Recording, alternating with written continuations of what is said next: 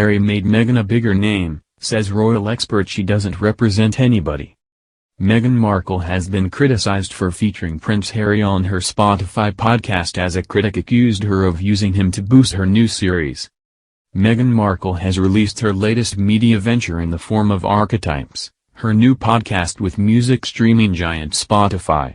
The partnership with the Audio, a production company founded by the Duke and Duchess of Sussex, was announced in 2020, and the first podcast episode was released on Tuesday. Meghan has been bashed for featuring her husband, Prince Harry, in the podcast's premiere, as critics have claimed she has used her royal connections to offer the project a bigger name. Royal Roundup host Pandora Forsyth was joined by the Daily Express royal correspondent Richard Palmer to discuss the podcast's controversial release. Speaking on Wednesday's Royal Roundup, Ms. Forsyth said, "We obviously heard from Prince Harry, briefly, at the start of the podcast. Do you think that was a natural move, him coming in? Or do you think that was part of the Spotify deal, that he had to be heard too?" Mr. Palmer replied, "Mercians in particular talk a lot about the British tabloids and whatever, but I think if you read the upmarket papers in the UK today, you will read very similar criticisms of the piece.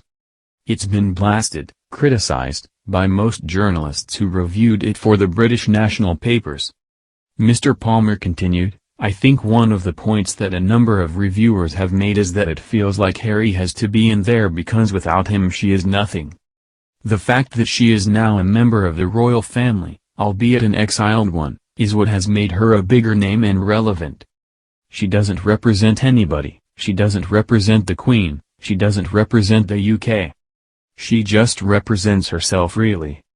The description of the series explains Archetypes as a podcast where we investigate, dissect and subvert the labels that try to hold women back. In the first episode of Archetypes, Meghan was joined by tennis champion Serena Williams. Shortly after their conversation began, the two women were interrupted by the sound of a door opening as Meghan said, "You want to come and say hi? Look who popped in." Prince Harry could be heard having a brief chat with the tennis star, and both agreed they should catch up soon, as Ms. Williams is understood to be a close friend of the couple. The short interaction came to an end as Prince Harry left the room after calling out, "Have fun."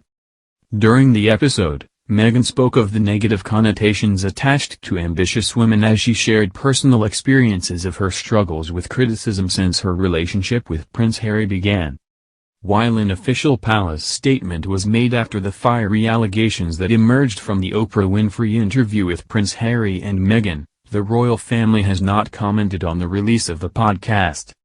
Ms. Forsyth asked, "In terms of Buckingham Palace not commenting on this, is that in terms of most stories to do with Harry and Meghan now, do they just not comment?"